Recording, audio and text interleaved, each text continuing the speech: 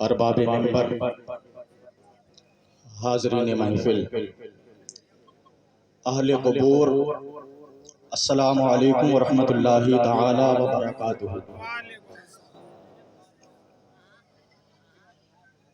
آپ میرے اپنے ہیں اور یہ میری خوش نصیبی ہے کہ میں آپ کا خادم ہوں، مسجد میں خدمت گزار ہوں آپ کا۔ آپ مجھے جس انداز سے چاہیں سماعت کریں، مجھے کوئی گلا شکوہ نہیں ہے، کیونکہ میں نے آپ کو سلام کرنے کے ساتھ اہل قبور کو بھی سلام کیا ہے، اور ہمارا عقیدہ ہے آپ نے اگرچہ جواب دینے میں کنجوسی کی ہوگی لیکن انہوں نے کنجوسی نہیں کی ہوگی، بے شک، کیونکہ سرکار کی حدیث پاک ہے جب قبرستان جاؤ تو سلام کیا کرو، بے شک، کیونکہ قبر والے سنتے بھی ہیں جواب بھی دیتے ہیں۔ سبحان اللہ سبحان اللہ۔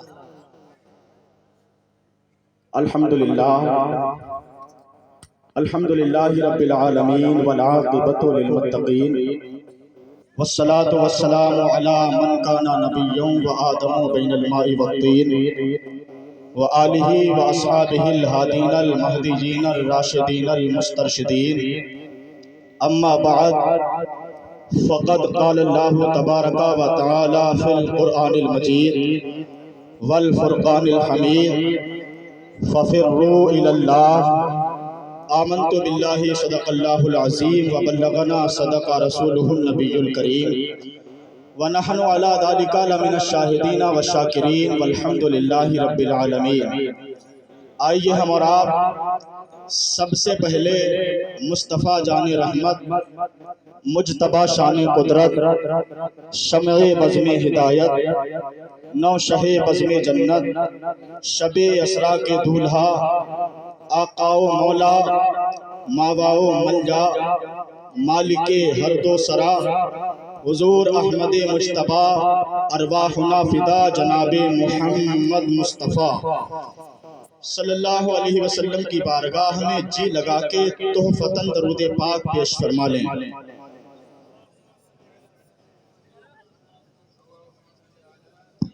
کیا بات ہے، بڑی کنجوسی سے کام لے رہے ہیں آپ۔ میں ممبر شریف پہ بیٹھا ہوا تھا اور ائمہ حضرات کی آمد ہوئی، اور میرے آنے کے بعد تقریباً 10 لوگوں نے یہ فرمائش کی کہ آپ یہ نعت پڑھ دیں کہ آپ تقریر کر دیں، لیکن آپ کی خاموشی دیکھ کر مجھے ایسا لگ رہا ہے کہ میں بیٹھ جاؤں اور ان حضرات کو آپ کو روبرو کر دوں، یا پھر سلام کر دیا جائے۔ تو آپ تھوڑا زندہ دلی کے ساتھ بیٹھیں، دیکھیں بڑی خوشی ہوئی، مجھے پتا چلا کہ گزشتہ سال بھی یہاں پروگرام رکھا تھا نوجوانوں نے۔ اللہ ان کی محنتوں کو سلامت رکھے اور کامیابی عطا فرمائے۔ اور آج میں پہلی بار یہاں قبرستان میں اس پروگرام میں آیا، ویسے تو یہ اپنی بستی کے قبرستان ہے، یہاں آئے دن آنا ہوتا ہے، اور آنا بھی کیوں نہ ہو یہاں سب کو ایک دن آنا پڑے گا۔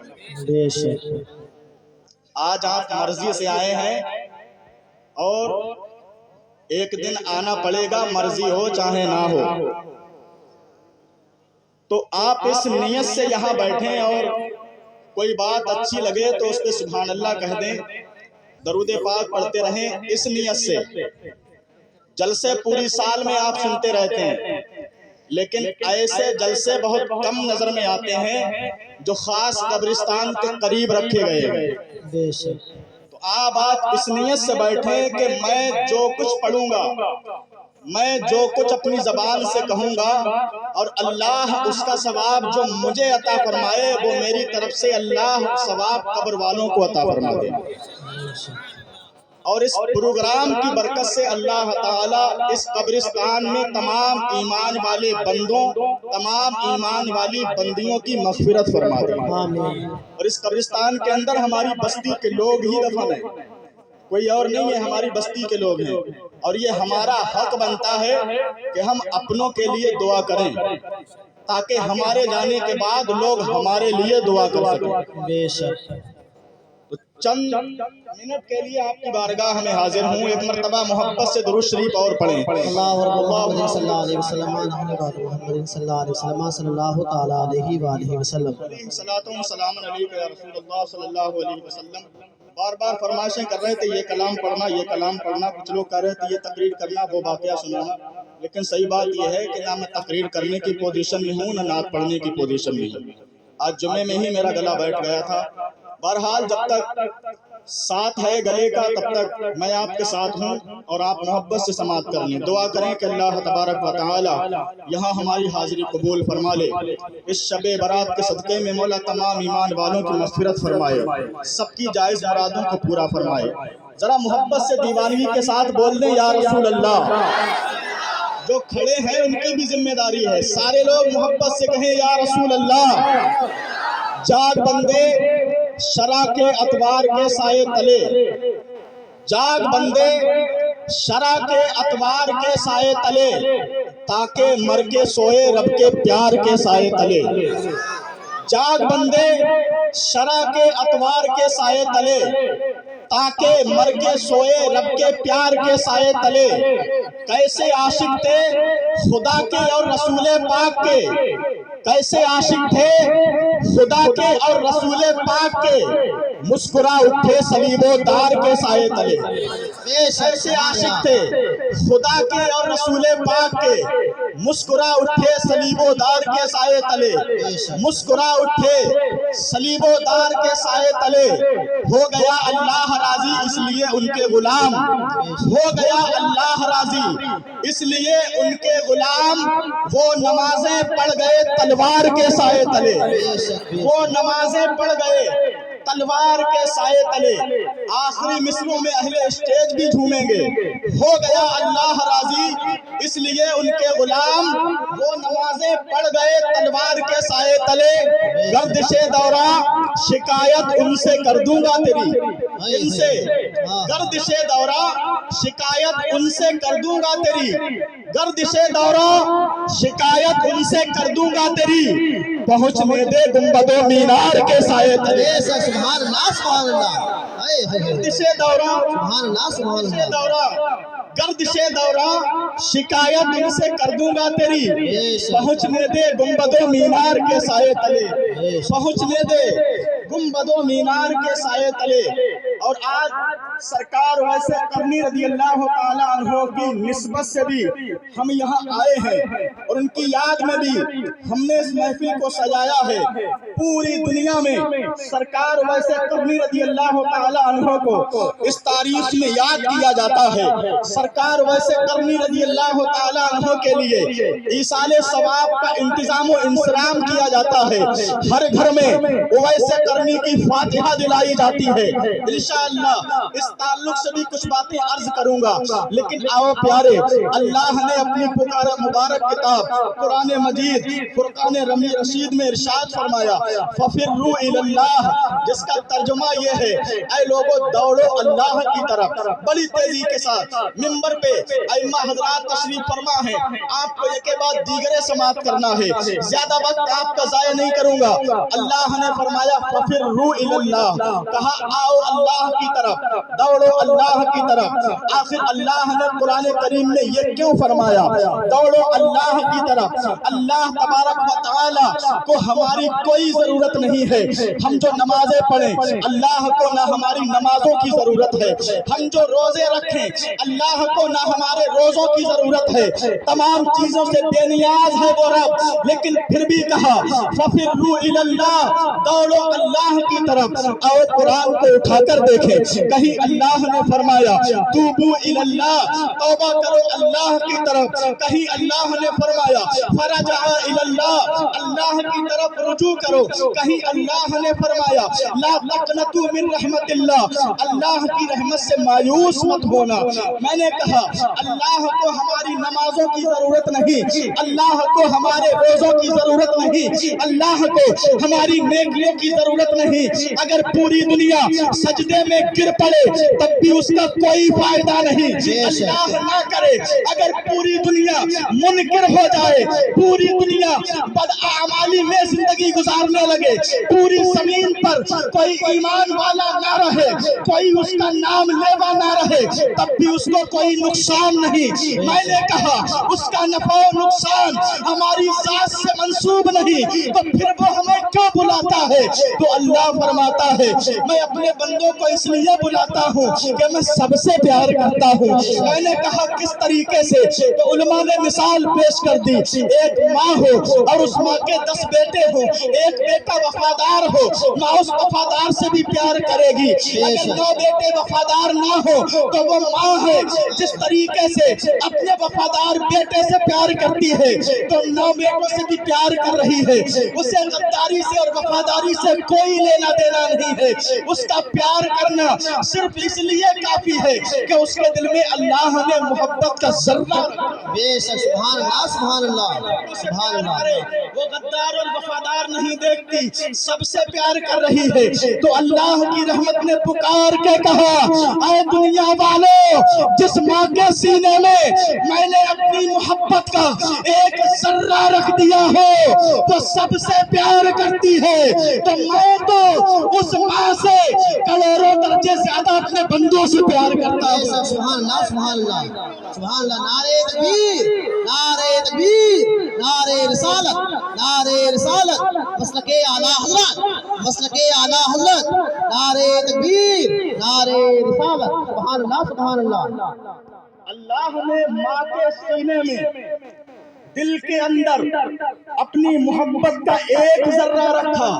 ماں غدار سے بھی پیار کرتی ہے، وفادار سے بھی پیار کرتی ہے، تو اللہ نے کہا میں اپنے وفادار بندوں کو قریب بلاؤں تو دنیا تانا مارے گی کہ اللہ کی محبت سے آگے ماں کی محبت نکل گئی۔ تو اللہ نے جہاں اپنے وفاداروں کو اپنے قریب بلایا وہاں ہم جیسے گنہگاروں کو بھی بلایا، اور ہم جیسے گنہگاروں کو بلانے کے لیے کبھی شب معراج عطا فرمائی ہے، کبھی شب لیلۃ القدر عطا فرمائی ہے، کبھی شب برات عطا فرمائی ہے، تاکہ اے میرے بندو اگر تم عام راتوں میں نہیں آتے ہو شب معراج میں آ جانا، میں تمہیں معاف کرنے کے لیے تیار ہوں۔ شب قدر میں آ جانا، میں تمہیں معاف کرنے کے لیے تیار ہوں۔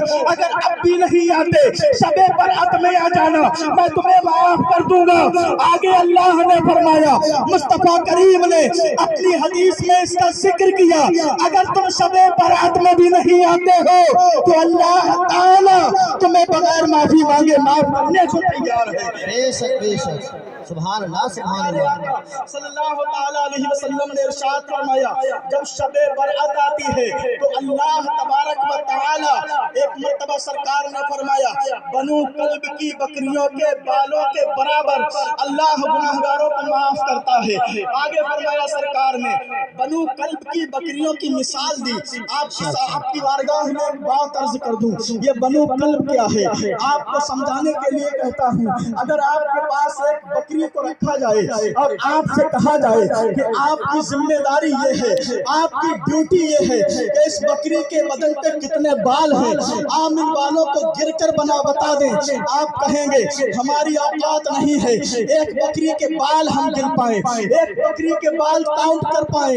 اگر آپ ایک بکری کے بال نہیں گن سکتے، سرکار نے جس قبیلہ بنو کلب کا ذکر کیا ہے اگر آپ تاریخ کو اٹھا کر دیکھیں گے تو پتہ چلے گا اللہ کے رسول صلی اللہ علیہ وسلم نے جس قبیلے کا ذکر کیا ہے مکے کے اندر وہ قبیلہ بکریوں کے معاملے میں مشہور تھا، اور یہاں تک کتابوں میں لکھا ہے اس قبیلے کے ایک ایک انسان کے پاس اتنی بکریاں تھیں، اگر دو پہاڑوں کے میدان، دو پہاڑوں کے درمیان جو میدان ہے، اگر ایک انسان کی بکریوں کو دو پہاڑوں کے بیچ میں کھڑا کر دیا جائے تو جتنی خالی زمین ہے एक इंसान की बकरियों से सारी जमीन।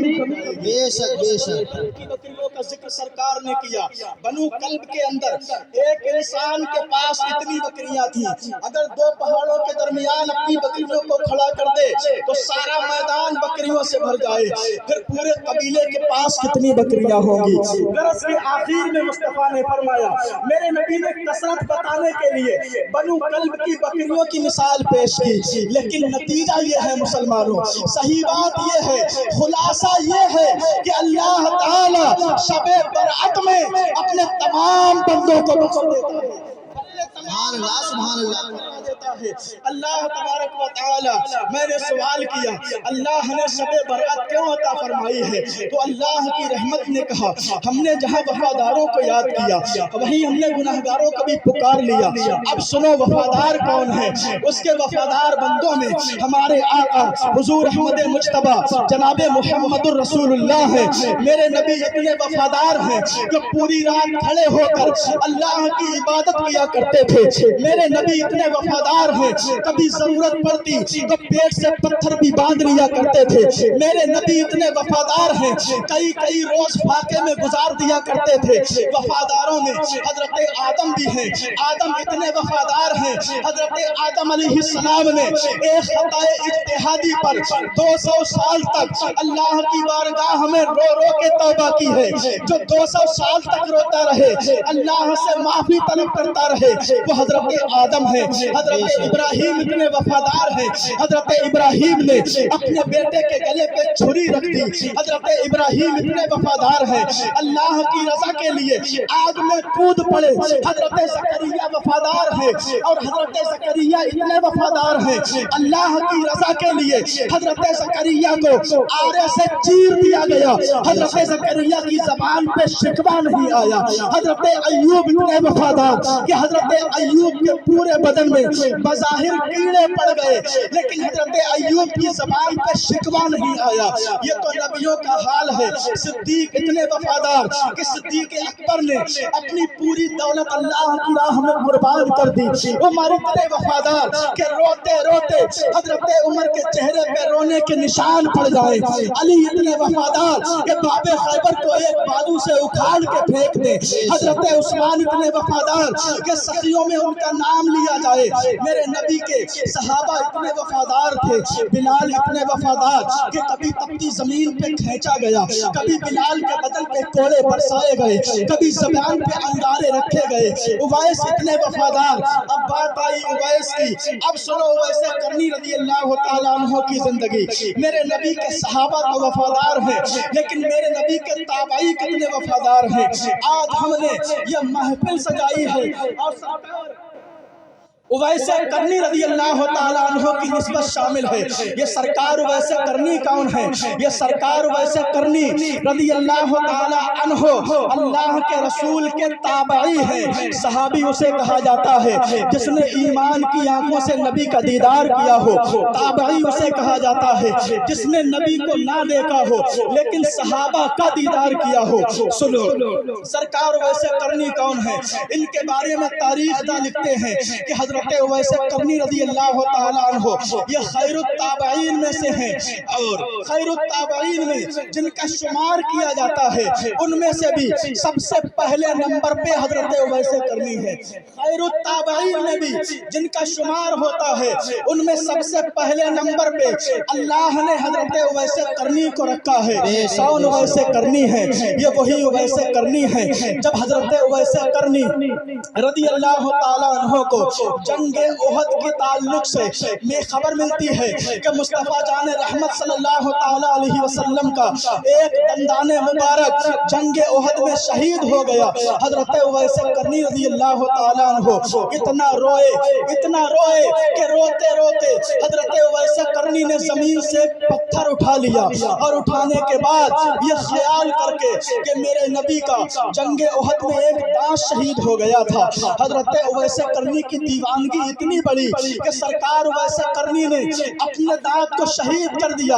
اس کے بعد خیال آیا اے اویس پتہ نہیں مصطفیٰ کا کون سا دانت شہید ہوا ہوگا۔ حضرت اویس نے دوسرا دانت بھی شہید کر دیا۔ ایک ایک کر کے حضرت اویس کرنی نے میرے نبی کی محبت میں اپنے تمام دانتوں کو شہید کر دیا۔ یہ ہے حضرت اویس کرنی رضی اللہ تعالیٰ عنہ۔ کون اویس کرنی ہے جس نے اپنی ماں کی اتنی خدمت کی ہے کہ سرکار کی زندگی تو سرکار کا زمانہ تو پایا۔ حضرت اویس کرنی نے میرے نبی کا مبارک زمانہ تو پایا لیکن کبھی اللہ کے رسول کی بارگاہ میں حاضری کا موقع میسر نہ آیا۔ کس لیے؟ آؤ تاریخ کو اٹھا کر پڑھیں۔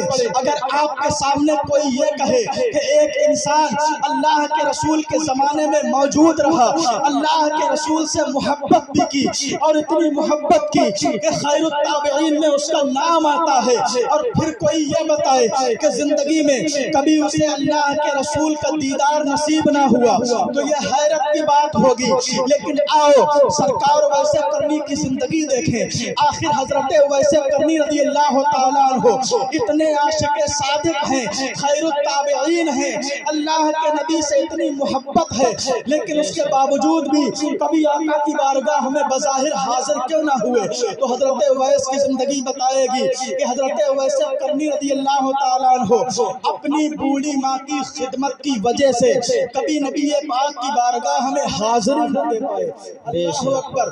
ماں کی خدمت کی وجہ سے، ماں کی خدمت کرنے کے لیے حضرت اویس ہمیشہ اپنی ماں کے پاس رہتے۔ اور کیسی ماں؟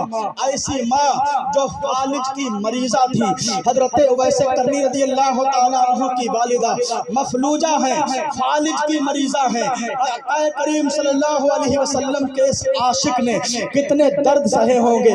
حضرت اویس کرنی رضی اللہ تعالیٰ عنہ کی آپ زندگی اٹھا کر دیکھیں تو پتہ چلے گا یہ حضرت اویس کرنی ہیں۔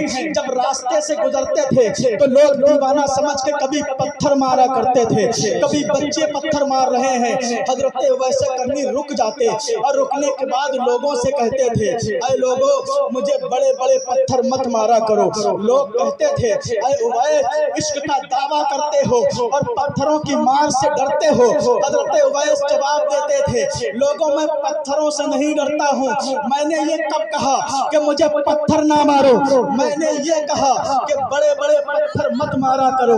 اس لیے جب تم بڑے بڑے پتھر مارتے ہو تو چوٹ لگتی ہے، زخم کھل جاتے ہیں، اور جب زخم کھلتے ہیں تو خون بہتا ہے، اور جب خون بہتا ہے تو میرا وضو ٹوٹ جاتا ہے، جب وضو ٹوٹ جاتا ہے تو میں اپنے نبی کے نام کو بغیر وضو لینا گوارا نہیں کرتا ہوں۔ اسے دیوانگی کہا جاتا ہے۔ اویس کہتے ہیں کہ بغیر وضو میں اپنے نبی پہ درود پڑھنا گوارا نہیں کرتا ہوں۔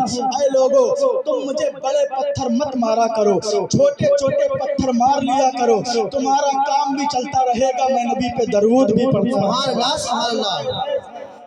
سے پتہ چلا کہ پیارے آقا صلی اللہ تعالیٰ علیہ وسلم پہ درود پڑھنے کی شان کیا ہے۔ اللہ کے رسول صلی اللہ علیہ وسلم پہ درود و سلام پیش کرنے کا ثمرہ کیا ہوتا ہے۔ حضرت اویس کی تاریخ سے پتہ چل رہا ہے کہ جو نبی پہ فدا ہوئے تھے، جو اللہ کے رسول کے عاشق ذات تھے، انہوں نے اپنی زندگی میں درود کو اس طریقے سے شامل کیا تھا کہ اللہ کے رسول پہ درود پڑھنے کے لیے حضرت اویس ہمیشہ وضو سے رہا کرتے تھے۔ سبحان اللہ یہ درود پاک کیا ہے؟ آؤ ایک منٹ میں آپ کی بارگاہ میں عرض کروں درود پاک پڑھنے کی فضیلت کیا ہے۔ میرے نبی کے ایک صحابی ہیں، آقا کی بارگاہ میں حاضر ہوئے، حاضر ہونے کے بعد عرض کرتے ہیں یا رسول اللہ میں آپ کی دعوت کرنے کے لیے آیا ہوں۔ میرے نبی نے فرمایا ٹھیک ہے مجھے تمہاری دعوت منظور ہے۔ آخر وہ دن آیا کہ مصطفیٰ کریم رؤوف الرحیم صلی اللہ تعالیٰ علیہ وسلم اپنے چہیتے صحابی کے مکان پہ تشریف لے گئے۔ دعوت کے دن سرکار تشریف لائے۔ جب میرے نبی اپنے غلام کے مکان میں تشریف لائے، مصطفیٰ محمد صلی اللہ علیہ وسلم جب دسترخوان پہ تشریف فرما تھے، کافی انتظار کرنے کے بعد میرے نبی نے اپنے صحابی کو آواز دی او میرے یار ذرا ادھر کو آ۔ صحابی آئے تو میرے نبی نے فرمایا مجھے دسترخوان पे बैठे बैठे काफी देर हो गया है, खाना कब खिलाओगे? तो सहाबी अर्ज करते हैं, या रसूल अल्लाह, बड़ी शर्मिंदगी का सामना कर रहा हूँ आका, मुझे बड़ी शर्म आ रही है। मेरे नबी फरमाते हैं, शर्म किस लिए आ रही है? सहाबी कहते हैं, या रसूल अल्लाह, मैंने आपकी दावत तो कर दी लेकिन खाना नहीं खिला पा रहा हूँ। सरकार फरमाते हैं, किस लिए नहीं खिला पा रहे हो? सहाबी अर्ज करते हैं, आका, मैं जानता था आपको मछली बड़ी पसंद है, इसीलिए मैं बाजार गया और बाजार जाने के बाद मैंने एक जिंदा मछली को खरीदा। खरीदने के बाद घर लाया, मैंने अपने हाथों से उस मछली को काटा, अपने हाथों से तैयार किया और जब हांडी के अंदर मछली को रखा और उस हांडी को चूल्हे पे चढ़ाया, पता नहीं अल्लाह ने इस मछली को कितना बाबरकत बनाया है। ये मछली इतनी बाकरामत है कि जब जब मैं हांडी को चूल्हे पे चढ़ाता हूँ जलती हुई आग बुझने लगती है। अल्लाह के रसूल के सहाबी कहते हैं, या रसूल अल्लाह, जब जब मैं मछली की हांडी चूल्हे पे रखता हूँ आग बुझने लगती है, जब हांडी उतार लेता हूँ तो आग अपने आप तेज हो जाती है। सरकार बड़ा परेशान हूँ, पता नहीं कितनी बाकरामत मछली है। मेरे नबी मुस्कुराए और मुस्कुराने के बाद प्यारे आका ने इरशाद फरमाया, ऐ मेरे दीवाने सुन ले, इस मछली की ये करामत है और इसके अंदर ये कलाम, ये कमाल अल्लाह ने पैदा किया है। सहाबी अर्ज करते हैं, या रसूल अल्लाह, ये कमाल इस मछली के अंदर कैसे आया? तो मेरे नबी फरमाते हैं, ये मछली जिस दरिया के ऊपर तैर रही थी उसी दरिया में एक कश्ती पे मेरे दीवाने सवार होकर उस दरिया को पार कर रहे थे कि अचानक मेरे गुलामों में से एक गुलाम ने कहा, यारो, हम इस दरिया को पार तो कर रहे हैं लेकिन इसकी चौड़ाई बहुत ज्यादा है, हम दरिया को पार करेंगे इसमें काफी वक्त लगेगा, हम क्या करें कि हमारा वक्त भी कट जाए? तो दूसरे ने जवाब दिया, चलो ऐसा करते हैं, वक्त गुजारने के लिए अपने नबी पे दरूद पढ़ लेते हैं। सहाबा ने कहा, वक्त गुजारने के लिए चलो अपने नबी पे दरूद पढ़ेंगे। तो उन गुलामों ने दरूद पढ़ा। आज हमारा हाल क्या है? जब वक्त नहीं कटता तो मोबाइल उठाया, कभी यूट्यूब पे फिल्में देखी जा रही हैं। जब वक्त नहीं कटा तो गाने सुनने में मसरूफ हो गए। जब वक्त नहीं कटा तो हमने जुए के आलात अपने हाथों में उठा लिए, कभी हम शराब नोशी करने लगे। लेकिन सुनो प्यारे, अल्लाह के रसूल के सहाबा कहते हैं, हमने देखा कि रास्ता चौड़ा है, दरिया पार करने में वक्त लगेगा, तो हमने सोचा कि जब वक्त लगेगा तो अपना वक्त गुजारने के लिए मुस्तफा पे दरूद पढ़ते चले। यह सरकार के सहाबा है, अल्लाह के रसूल के दीवाने हैं। सुनो प्यारे, सरकार फरमाते हैं कि मेरे दीवानों ने जब दरूद पढ़ना शुरू किया तो जब मछली दरिया के पानी में तैर रही थी उस मछली ने देखा कश्ती में सवार होने वाले नबी के गुलाम हैं और कश्ती के सवार नबी पे दरूद पढ़ रहे हैं। उस मछली ने कहा, अल्लाह तबारक व तआला ने मुझे ज़बान तो अता नहीं फरमाई है लेकिन कान तो अता फरमाए हैं। मैं दरूद नहीं पढ़ सकती लेकिन दरूद सुन तो सकती हूँ। सहाबा है मेरे नबी के गुलाम कश्ती में सवार होकर दरूद पढ़ रहे थे। सरकार फरमाते हैं वो मछली पानी में तैरती तैरती मेरे गुलामों के मुंह से दरूद सुन रही थी और मोहब्बत से सुन रही थी। आगे मेरे सरकार फरमाते हैं, ऐ मेरे दीवाने, उस मछली ने मोहब्बत से मेरे गुलामों की ज़बान से दरूद सुना है तो अल्लाह ने उस मछली के ऊपर दुनिया की आग को हराम कर दिया है। अब मुझे कहने दिया जाए, अगर मछली नबी की दरूद सुन ले तो उस पे दुनिया की आग हराम कर दी जाए। अगर हम गुलामाने मुस्तफा अपनी दिल की गहराइयों के साथ अपने नबी पे दरूद पढ़े तो अल्लाह ताला क्या हम पे जहन्नम की आग हराम नहीं करेगा? नारे तकबीर, नारे तकबीर, नारे रिसालत, नारे रिसालत, मसलके आला हजरत, मसलके आला हजरत, बस्ती बस्ती करिया करिया, बस्ती बस्ती करिया करिया, नारे तकबीर, नारे रिसालत, सुभान अल्लाह, सुभान अल्लाह। सरकार फरमाते हैं उस मछली ने मोहब्बत से दरूद सुना था, पढ़ा नहीं था। صرف سنا تھا، اللہ نے اس مچھلی پہ دنیا کی آگ حرام کر دی۔ اگر ہم غلامان رسول دل کی گہرائیوں سے اپنے نبی پہ درود پڑھیں کہ اللہ ہم پہ جہنم کی آگ حرام نہیں فرمائے گا، یہ درود کی برکتیں ہیں۔ حضرت سلیمان مخزولی فرماتے ہیں کہ ہم مدینہ طیبہ میں گئے اور مدینہ طیبہ میں جانے کے بعد ہمارے پاس پانی ختم ہو گیا۔ جب پانی ختم ہو گیا تو ہم کنویں کی تلاش میں لگے، ہم نے کنواں تلاش کر لیا، لیکن حضرت سلیمان مخزولی فرماتے ہیں ہم کنویں کے پاس پہنچے تو ہم نے کیا دیکھا، کنواں سوکھ چکا ہے۔ ہم پانی کو تلاش کرتے کنویں کے قریب تو آ گئے لیکن پھر بھی پانی نہ پا سکے۔ حضرت سلیمان کہتے ہیں ہم نے ایک چھوٹی سی بچی کو اپنے پاس آتے دیکھا، جب وہ چھوٹی سی بچی ہمارے قریب آئی تو قریب آنے کے بعد ہم سے پوچھنے لگی چچا جان آپ کنویں کے قریب کھڑے ہیں، لگتا ہے آپ کو پانی کی ضرورت ہے۔ حضرت سلیمان مخزولی کہتے ہیں اس بچی سے ہم نے کہا ہاں ہمیں پانی کی ضرورت ہے، ہمیں وضو بھی کرنا ہے، وضو کر کے نماز بھی پڑھنا ہے۔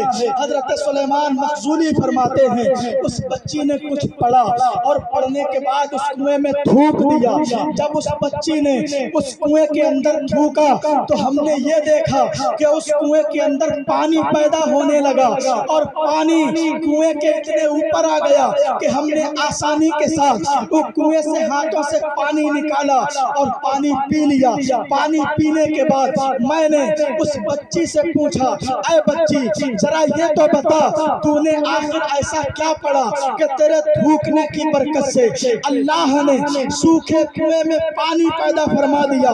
تو بچی نے جواب دیا اے چچا ہم نے اپنی ماں سے سنا تھا کہ جب صحابہ میرے نبی کے پاس آتے تھے اور عرض کرتے تھے یا رسول اللہ ہمیں پانی کی ضرورت ہے، ہمارا کنواں خشک ہو گیا ہے، تو سرکار اس کنویں میں اپنا لعاب دہن ڈال دیا کرتے تھے، اللہ کنویں میں پانی پیدا فرما دیتا تھا۔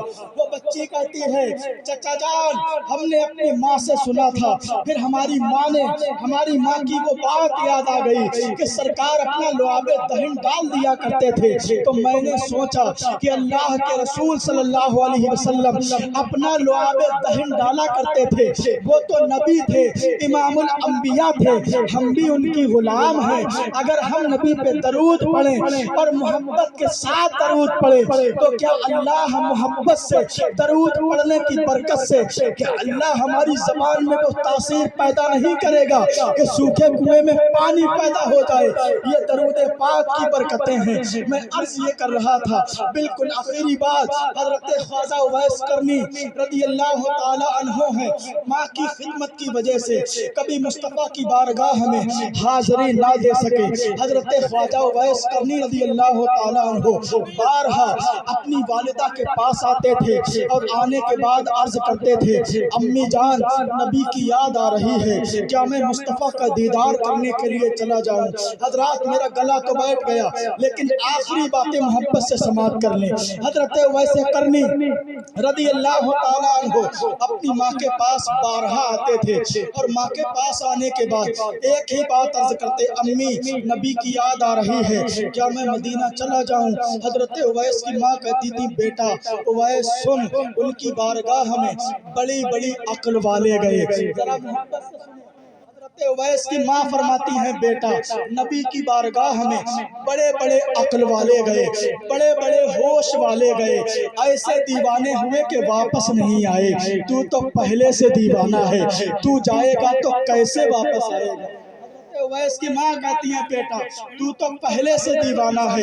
حضرت اویس کرنی رضی اللہ تعالیٰ عنہ کی دیوانگی کا عالم یہ تھا کہ حضرت اویس کرنی رضی اللہ تعالیٰ عنہ اپنی ماں سے کہتے تھے ماں نبی کی یاد آ رہی ہے، مدینے چلا جاؤں؟ ماں فرماتی بیٹا اویس جو ہوش والے گئے وہ واپس نہیں آئے، تو تو پہلے سے دیوانہ ہے، اگر تو چلا گیا اور واپس نہیں آیا تو میرا کیا ہوگا؟ مجھ پہ فالج کا عارضہ ہوا ہے۔ حضرت اویس کی ماں مفلوجہ تھی، فالج کی مریضہ تھی، کہتی ہیں بیٹا مجھے چارپائی سے اٹھا نہیں جاتا، میری ضرورتیں کون پوری کرے گا، مجھے پانی کون لا کر دے گا، مجھے کھانا کون کھلائے گا۔ اتنا سننے کے بعد حضرت اویس رونے لگتے، لیکن اپنی ماں کی حکم عدولی نہیں کرتے تھے، اپنی ماں کی کبھی بات ٹالتے نہیں تھے، اسی وجہ سے کبھی مصطفیٰ کی بارگاہ میں حاضری نہ دے سکے۔ ایک دن رات کا وقت آیا، حضرت اویس ہیں اپنی ماں کے پاؤں پکڑے ہوئے ہیں، ماں کے قدم دبا رہے ہیں کہ اچانک حضرت اویس کی آنکھوں سے آنسو گرے اور ان کی ماں کے پیروں پہ ٹپک پڑے۔ جب ماں کے پیروں پہ حضرت اویس کے آنسو گرے اور آنسوؤں کی گرمی جب حضرت اویس کی ماں نے محسوس کی، آنکھ کھل گئی اور ماں نے کہا میرے لال اویس تجھے کس چیز نے رلایا ہے، آخر تیری آنکھوں سے آنسو کیوں بہ رہے ہیں؟ بیٹا اویس بتا تو آخر ایسا کون سا غم ہے جو تو نے اپنے سینے میں پال رکھا ہے، تیری آنکھوں میں آنسو کیوں ٹپکنے لگے؟ حضرت اویس نے سرد آہ کھینچی، عرض کی امی جان آج بھی نبی کی یاد آ گئی ہے۔ حضرت اویس کہتے ہیں ماں آج بھی نبی کی یاد آ رہی ہے۔ ماں نے دیکھا کہ بیٹے کا حال زار ہے، آنکھوں سے آنسو بہا رہا ہے اور نبی کی یاد میں تڑپ رہا ہے، تو آج حضرت اویس کی ماں نے کہا بیٹا جا، میں تجھے نبی کی بارگاہ میں جانے کی اجازت دے رہی ہوں، لیکن یاد رکھنا تجھے میرے پانی کا انتظام کرنا پڑے گا، میرے کھانے کا انتظام کر کے جانا پڑے گا، میری تمام ضرورتوں کو پورا کرنا پڑے گا، اور یاد رکھنا 8 پہر گزرنے سے پہلے واپس آنا پڑے گا۔ آخری جملے ہیں، غور سے سنیں ایمان تازہ ہوگا۔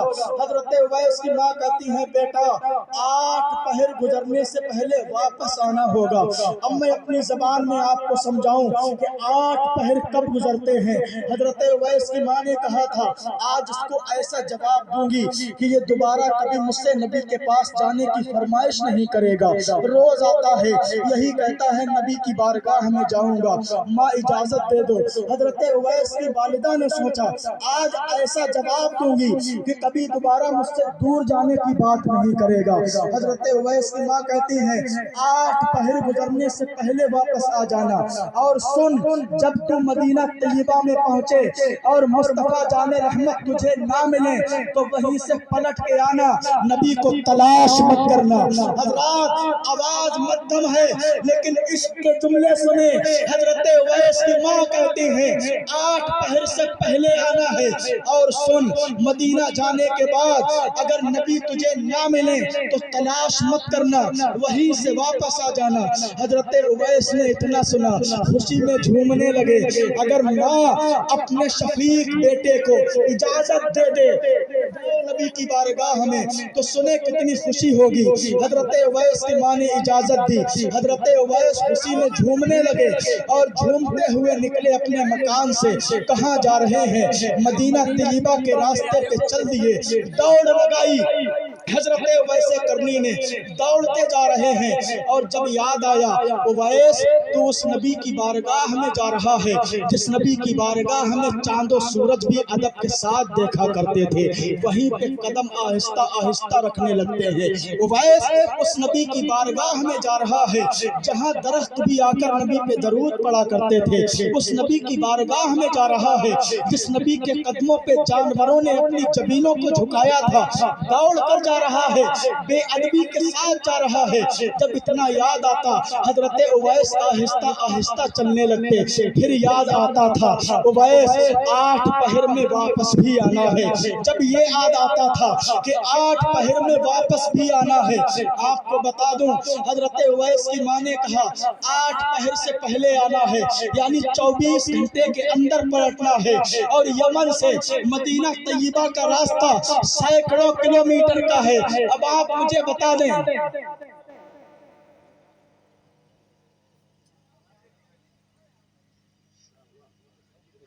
کچھ اشارہ مدینہ شریف کا راستہ یمن سے سینکڑوں کلومیٹر کا ہے، اور حضرت اویس کی ماں نے کہا 8 پہر میں واپس آنا. یہ دوڑنے لگتے. جب یاد آتا کہ ماں نے 8 پہر میں واپس آنے کا حکم دیا ہے تب تیز دوڑنے لگتے. اور جب یاد آتا کہ اس نبی کی بارگاہ میں جا رہے ہیں جس نبی کی بارگاہ کا ادب و احترام ہر مسلمان پہ فرض ہے، جب یہ یاد آتا تو پھر آہستہ آہستہ چلنے لگتے. حضرت اویس بالآخر مدینہ طیبہ میں پہنچے اور مدینہ طیبہ میں پہنچنے کے بعد حضرت اویس کرنی نے حضرت عائشہ صدیقہ کے دروازے پہ دستک دی. اندر سے آواز آ رہی تھی کون ہے؟ حضرت اویس عرض کرتے ہیں یمن سے آیا ہوں، نبی کا دیوانہ ہوں، مصطفیٰ سے ملاقات کرنا چاہتا ہوں. محبت سے بولو سبحان اللہ.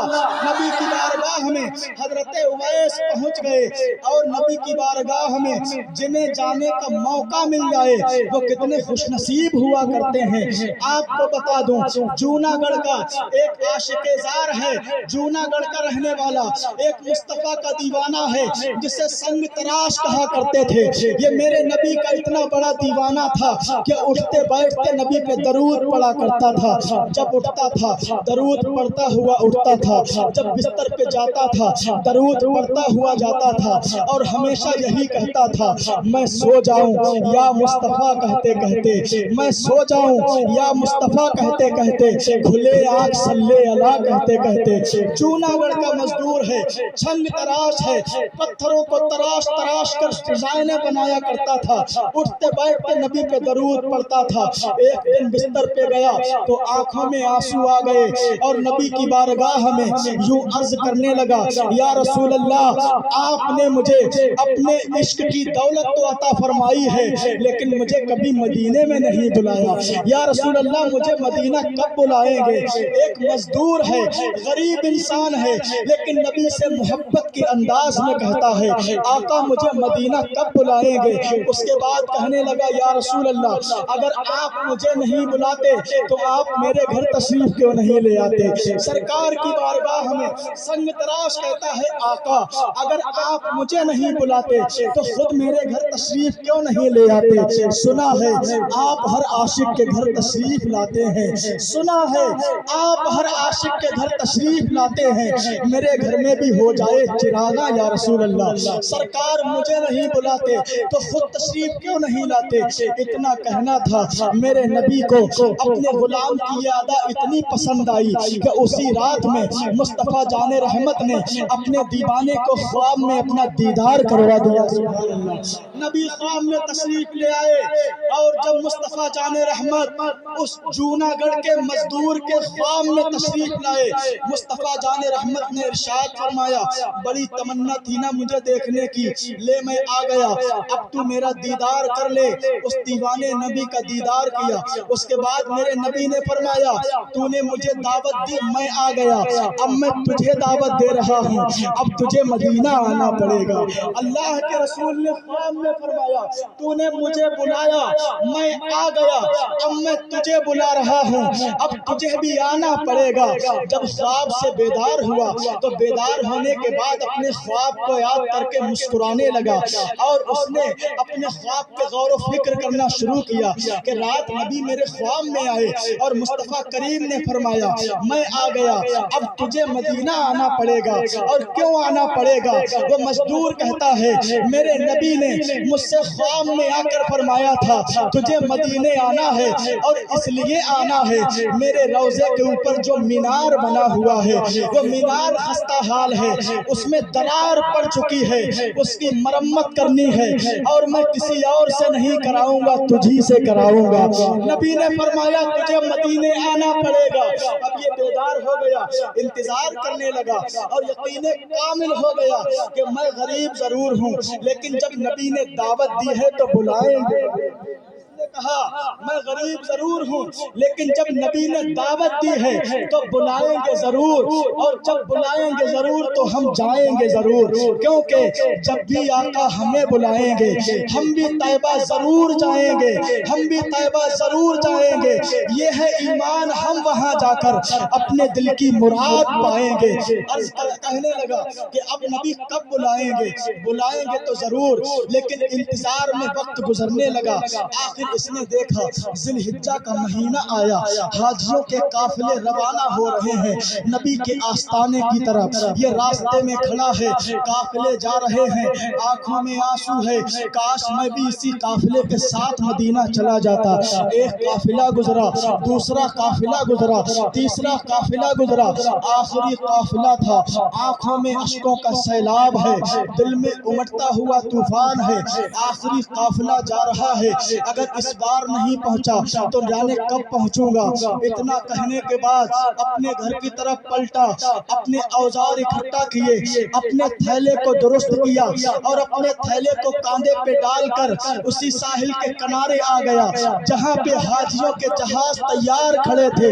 جب سمندر کے کنارے کھڑا ہو گیا اور دل میں یقینی طور پہ اس نے تہیہ کر لیا کہ مجھے نبی نے بلایا ہے تو میں بھی اسی قافلے کے ساتھ جاؤں گا، لیکن پاس میں نہ تو پیسے ہیں نہ ٹکٹ کا انتظام ہے، بس تمنا کے سہارے کھینچا چلا جا رہا ہے۔ سمندر کے کنارے کھڑا ہے، آخری جہاز حاجیوں کا ہے جو جانے کے لیے تیار ہو رہا ہے، اور وہ وقت آ گیا کہ جہاز کے کپتان نے جہاز کی سیٹ پہ بیٹھ کر جب جہاز کو اسٹارٹ کیا اور گیئر لگانے کے بعد جہاز کو آگے بڑھانا چاہا، لیکن تاریخ بتاتی ہے جہاز آگے نہیں بڑھا۔ اب کپتان بڑا حیران ہے کہ آخر کیا وجہ ہوئی، جہاز آگے کیوں نہیں بڑھتا ہے۔ مستریوں کو بلایا گیا، انجینئروں کو بلایا گیا کہ جہاز میں خرابی ہو گئی ہے۔ تمام انجینئر آئے، جہاز کو چاروں طرف سے دیکھا، اس کے بعد جواب دے دیا جہاز میں کوئی خرابی نہیں ہے، کوئی اور وجہ ہو سکتی ہے۔ ایک اہل نظر نے سمندر کے کنارے پہ دیکھا اور اس دیوانے کے چہرے پہ نظر پڑی تو انہی حاجیوں میں سے ایک نے مچل کے کہا جہاز میں کوئی خرابی نہیں ہے، ہو نہ ہو مجھے ایسا لگ رہا ہے یہ جو تھیلا ہاتھ میں تھامے کنارے پہ کھڑا ہے جہاز اسی کا انتظار کر رہا ہے۔ بلا لو، ہو سکتا ہے کہ یہ جہاز میں بیٹھے تو جہاز چلنا شروع کر دے۔ غریب بلایا گیا، لوگوں نے اشارہ کر کے اس غریب کو قریب بلایا۔ قریب بلانے کے بعد کہا میاں کیسے کھڑے ہو؟ کہا ہمیں نبی نے بلایا ہے، ہم بھی مدینہ جائیں گے۔ اتنا کہا تو لوگوں نے سمجھا دیوانہ ہے اور اس کی کلائی تھام کے جہاز میں بٹھا لیا گیا۔ تاریخ بتاتی ہے جیسے ہی جہاز میں وہ سنگ تراش بیٹھتا ہے، کپتان نے جہاز اسٹارٹ کیا اور جیسے ہی گیئر لگا کے بڑھانا چاہا، اللہ کی رحمت سے جہاز نے چلنا شروع کر دیا اور قافلہ مدینہ کی طرف جا رہا ہے۔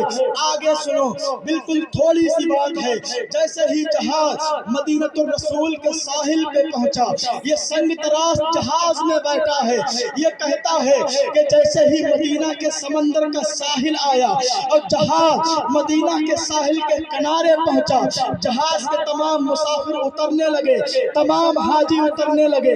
میں نے دیکھا کہ مدینہ کی طرف سے چند لوگ ہیں جو دوڑتے ہوئے چلے آ رہے ہیں۔ میں نے سوچا ہو سکتا ہے کہ ان کا کوئی عزیز و اقارب اس قافلے میں ہو، اس کا استقبال کے لیے آ رہے ہوں گے، لیکن میں دیکھ کر حیران رہ گیا، وہ لوگ کسی کے پاس نہیں گئے، سب میری طرف دوڑے چلے آ رہے تھے۔ اور قریب آنے کے بعد انہوں نے مجھ سے ہاتھ ملایا، مجھے سینے سے لگا لیا۔ میں حیران تھا کہ میں تو کبھی مدینہ نہیں آیا، لیکن مدینے کے لوگ مجھے کیسے جانتے ہیں؟ وہ کہتا ہے لوگ میری پیشانی چومتے تھے، کوئی ہاتھ چوم لیتا تھا، کوئی قدموں میں گر جاتا تھا۔ میں نے کہا اے لوگوں، مجھ حقیر فقیر کا اتنا استقبال کس لیے، اتنی عزت مجھے کیوں دی جا رہی ہے؟ تو ان حرمین کے خداموں نے کہا تھا سنو پیارے، 3 دن ہو گئے اور 3 دن سے لگاتار نبی ہمارے خواب میں آ رہے ہیں اور ہر رات مصطفیٰ خواب میں آ کر نبی تمہارا چہرہ دکھاتے ہیں اور ہمیں حکم دیتے ہیں اے مدینہ والو، ہندوستان سے ایک سنگ تراش آ رہا ہے جو میرے مینارے کو درست کرنے آ رہا ہے، اس کا استقبال کرنے جانا، اس کی خاطر تواضع کرنا۔ اللہ اللہ، جب اتنا سنا اپنی قسمت پہ ناز کرنے لگا کہ مصطفیٰ نے جب بلایا ہے تو اتنی عزت عطا فرما دی کہ مدینے کے لوگ میرا استقبال کر رہے ہیں۔ لوگ اسے لے کر گئے اور لے جانے کے بعد اس نے بتایا مجھے بتاؤ وہ کون سا مینارہ ہے جس کی حالت خستہ ہونے لگی ہے، جس میں درار پڑی ہے؟ مجھے اس مینارے کو درست کرنے کی دعوت مصطفیٰ نے دی تھی، لوگوں نے بتا دیا یہی نبی کا مینارہ ہے، اس پہ چڑھنا ہے۔ اس نے کمر میں رسی باندھی، رسی باندھنے کے بعد مینار پہ چڑھ گیا، اور مینار میں جو کام تھا بڑے سلیقے سے کر دیا، اور کرنے کے بعد اس نے آسمان کی طرف نظر اٹھائی۔ نظر اٹھانے کے بعد رب کی بارگاہ میں عرض کی تھی، اے میرے پروردگار، تو نے مجھے مدینے میں بلا تو لیا ہے، لیکن اب یہاں سے جانے کا میرا ارادہ نہیں ہے۔ بے شک سبحان اللہ سبحان اللہ سبحان اللہ۔ آسمان کی جانب دیکھا، عرض کی پروردگار تو نے بلا تو لیا، لیکن اب واپسی کا ارادہ نہیں ہے، میں یہاں سے جانا نہیں چاہتا۔ نیچے خدام مدینہ کھڑے ہیں، رسی ہلا رہے ہیں، سنو میاں اگر کام پورا ہو گیا ہو تو نیچے اتر آؤ۔ آواز دی، سوچا آواز سنائی نہیں دی ہوگی، دوسری آواز دی، کہا ہو سکتا ہے کام میں مصروف ہو، ہماری آواز پہ غور نہ کیا ہو۔ تیسرے نے بلند آواز سے پکارا، میاں اتر آؤ۔ اب وہ ہو تو آواز دے، اس کی روح اس کے بدن سے نکل چکی ہے، اور یہ اعلان کر گئی ہے، در وقت اجل سر تیری چوکھٹ پہ جھکا ہو، در وقت اجل سر تیری چوکھٹ پہ جھکا ہو۔ یا رسول اللہ جتنی ہو قضا ایک ہی سجدے۔ بے شک سبحان اللہ سبحان اللہ۔ نعرہ تکبیر نعرہ تکبیر نعرہ رسالت نعرہ رسالت، مسلک اعلیٰ حضرت مسلک اعلیٰ حضرت، بستی بستی کریا کریا بستی بستی کریا کریا، خواجہ کا ہندوستان، نعرہ تکبیر نعرہ رسالت، سبحان اللہ سبحان اللہ۔ اگر دیوانہ ہو تو نیچے آئے، اس کی روح تو نکل چکی ہے، کیونکہ اللہ نے اس کی دعا قبول فرما لی۔ اس نے کہا آپ نے بلایا تو ہے، واپسی کا میرا ارادہ نہیں ہے، ایسی موت پہ ہزاروں زندگیاں قربان ہو جائیں۔ عرض یہ کر رہا تھا، حضرت اویس قرنی رضی اللہ تعالیٰ عنہ نے، ان کی ماں نے کہا جا لیکن واپس آ جانا، اگر نبی سے ملاقات نہ ہو تلاش مت کرنا۔ شرط رکھ دی، نبی کو تلاش مت کرنا، اگر نہ ملیں تو واپس آ جانا۔ حضرت عائشہ صدیقہ کے دروازے پہ کھڑے ہو کے دستک دی، اندر سے آواز آئی کون ہے؟ جواب دیا یمن سے آیا ہوں، نبی کا دیوانہ ہوں، نبی سے ملنا چاہتا ہوں۔ اندر سے آواز آئی جاؤ، اس وقت مصطفیٰ یہاں نہیں ہے، کہیں باہر تشریف لے گئے۔ ہائے رے قسمت، حضرت اویس کی آنکھوں میں آنسو آ گئے، کیونکہ ماں نے شرط رکھی تھی تلاش مت کرنا۔ اگر کوئی آپ کو مکان میں نہ ملے تو پھر آپ کہیں تلاش کریں گے، جستجو کریں گے۔ اگر آپ مجھ سے ملنا چاہیں، میں مسجد میں نہ ملوں تو آپ مجھے تلاش کریں گے، مجھے ڈھونڈنے کی کوشش کریں گے۔ لیکن اویس کی چیخ نکل پڑی، کیونکہ ماں نے کہا تھا تلاش مت کرنا، واپس آنا، نبی نہ ملے تو تلاش مت کرنا۔ ایک گلی میں کھڑے ہوئے ہیں اور مدینے کی گلیوں کو چوم رہے ہیں، زارو قطار رو رہے ہیں، اے مدینے کی گلیوں تم بڑی خوش نصیب ہو، جب نبی ادھر سے گزرتے ہوں گے ان کا دامن کرم تم سے ٹچ ہو جاتا ہوگا۔ تم کتنی خوش نصیب ہو کہ تم نے میرے نبی کے وجود کو دیکھا ہے، کبھی پتھروں کو اٹھاتے چومنے لگتے سر پہ رکھ لیتے۔ اے مدینے کے کنکرو تم کتنے خوش نصیب ہو، جب مصطفیٰ گزرتے ہوں گے تمہارے اوپر نبی کا پاؤں پڑتا ہوگا۔ اے مدینے کی ہواؤں تم کتنی خوش قسمت ہو کہ پیارے آقا جب گزرتے ہوں گے تو ان کے کپڑوں کا سایہ تمہیں نصیب ہوا کرتا ہوگا۔ حضرت اویس قرنی رضی اللہ تعالیٰ عنہ واپس چلے آئے۔ اب سنو، میرے نبی جب حضرت عائشہ صدیقہ رضی اللہ تعالیٰ عنہ کے حجرے میں تشریف لائے تو میرے نبی جیسے ہی دروازے پہ تشریف لائے آواز دی عائشہ کیا کوئی آیا تھا؟ محبت سے بولو سبحان اللہ۔ حضرت اویس واپس ہو گئے کیونکہ ماں نے کہا تلاش مت کرنا۔ حضرت اویس قرنی تو واپس آ گئے یمن۔ میرے نبی جب تشریف لائے باہر سے تو دروازے سے اندر داخل ہوتے ہوتے سرکار عائشہ صدیقہ سے فرمایا عائشہ کوئی آیا تھا؟ حضرت عائشہ عرض کرتی ہیں یا رسول اللہ کون؟ تو میرے نبی نے فرمایا وہی جس کی خوشبو آ رہی ہے۔ نبی نے فرمایا وہی جس کی خوشبو آ رہی ہے، کوئی آیا تھا؟ حضرت عائشہ صدیقہ عرض کرتی ہیں ہاں یا رسول اللہ، آنے والا تھا اور چہرے سے دیوانہ لگ رہا تھا، کہتا تھا میں یمن سے آیا ہوں اور سورج ڈوبنے سے واپس بھی جانا ہے، سورج ڈوبنے سے پہلے واپس گھر پہنچنا ہے۔ ایسی باتیں کوئی دیوانہ ہی کر سکتا ہے۔ سورج ڈوبنے والا تھا اور سینکڑوں کلومیٹر کی دوری ہے اور کہتا تھا مجھے یمن واپس جانا ہے اور سورج ڈوبنے سے پہلے جانا ہے۔ میرے نبی آئے تو ان سے سلام کہہ دینا اور نبی سے کہنا کہ اویس کے لیے اور اویس کی ماں کے لیے بخشش کی دعا کریں۔ حضرت عائشہ صدیقہ نے میرے نبی سے عرض کی یا رسول اللہ، اس نے اپنے لیے اور اپنی ماں کی دعا کی گزارش کی ہے۔ میرے نبی حضرت عائشہ صدیقہ سے فرماتے ہیں اے عائشہ جانتی ہو وہ کون تھا؟ کیا اس کا نام اویس تھا؟ عرض کی ہاں یا رسول اللہ، اس کا نام اویس تھا۔ کیا اس کے ہاتھ پہ سفید نشان تھا؟ عائشہ صدیقہ عرض کرتی ہے ہاں آقا، اس کے ہاتھ پہ ایک برس کا نشان تھا۔ میرے نبی نے فرمایا اے میری عائشہ صدیقہ سنو، وہ حضرت ابو بلال ابو اویس کرنی ہیں جو یمن کے رہنے والے ہیں، اور اللہ تبارک و تعالی نے اس میرے دیوانے کو وہ شان عطا فرمائی ہے۔ اگر وہ بندہ میری امت کے لیے دعا کر دے تو اللہ تعالی میری تمام امت کو معاف۔ سبحان اللہ سبحان اللہ سبحان اللہ۔ وہ حضرت اویس کرنی رضی اللہ تعالیٰ عنہ سرکار فرماتے ہیں اگر وہ میری امت کے لیے دعا کر دے۔ بالکل آخری بات، میرے نبی نے حضرت عمر فاروق اعظم کو اپنے پاس بلایا اور پاس بلانے کے بعد میرے نبی نے ارشاد فرمایا اے عمر سنو، ظاہری طور پر میرا دنیا سے جانے کا وقت آ گیا ہے، میں تمہیں ایک نصیحت کر رہا ہوں، میرا ایک پیغام ہے جو میرے دیوانے تک پہنچا دینا۔ حضرت عمر عرض کرتے ہیں آقا وہ کیا پیغام ہے؟ تو میرے نبی نے فرمایا کہ اے عمر وہ پیغام یہ ہے کہ میری امت میں ایک دیوانہ ایسا بھی ہے جس کا نام اویس ہوگا اور اللہ نے اسے وہ شان عطا فرمائی ہے، اگر وہ دعا کرے تو اللہ میری امت کے تمام گناہگاروں کو بخش دے۔